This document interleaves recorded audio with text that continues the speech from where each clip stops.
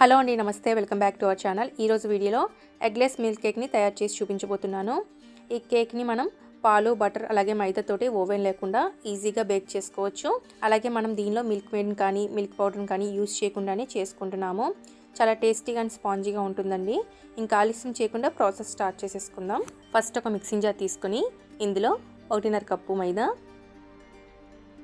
అలాగే 1/2 cup butter, 1 cup sugar, 1 cup పాలు, 1 teaspoon baking powder, 1/2 teaspoon baking soda, 1 teaspoon vanilla essence వేసి బాగా గరిటెతో కలపండి.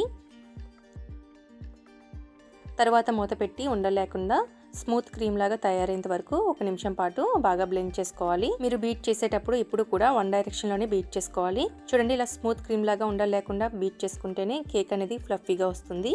ఇప్పుడు ఈ బ్యాటర్ని పక్కన పెట్టుకోండి.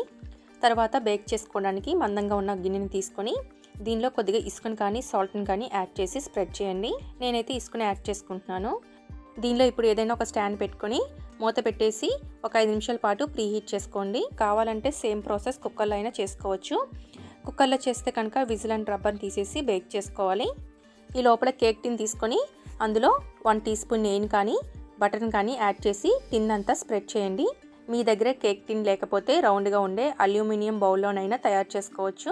అలాగే బటర్ పేపర్ని టిన్నికి సరిపడా పేపర్ని కట్ చేసుకొని పెట్టుకోవాలి. మీ దగ్గర బటర్ పేపర్ లేకపోతే కొద్దిగా మైదా పౌడర్తో డస్టింగ్ చేసుకోండి. ఇలా బటర్ పేపర్ పెట్టుకున్న తర్వాత కొద్దిగా నెయ్యిని అప్లై చేసుకోవాలి.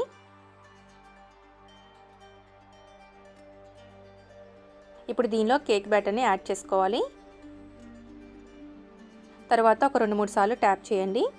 ఇలా చేస్తే ఎయిర్ గ్యాప్స్ ఏవైనా ఉంటే పోతాయి. ఇప్పుడు ఈ బౌల్ని గిన్నెలో పెట్టేసుకోవాలి.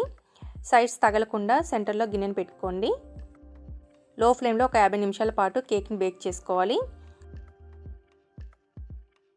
ఇప్పుడు ఒక 50 నిమిషాల తర్వాత చెక్ చేసుకోవాలి. ఎప్పుడు కూడా పుల్లని గుచ్చి చూస్తే అంటుకోకుండా ఉండాలి. అప్పుడే మనకి కేక్ అనేది చక్కగా బేక్ అయినట్టు.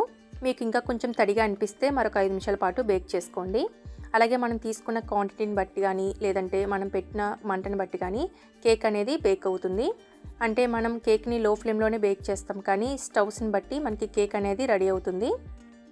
ఇలా బేక్ అయిన తర్వాత కేక్ని తీసేసి పక్కన పెట్టేసుకోండి, లేదంటే అడుగున అంటుకునే ఛాన్స్ ఉంటుంది. దీన్ని ఇప్పుడు పూర్తిగా చల్లారనివ్వండి.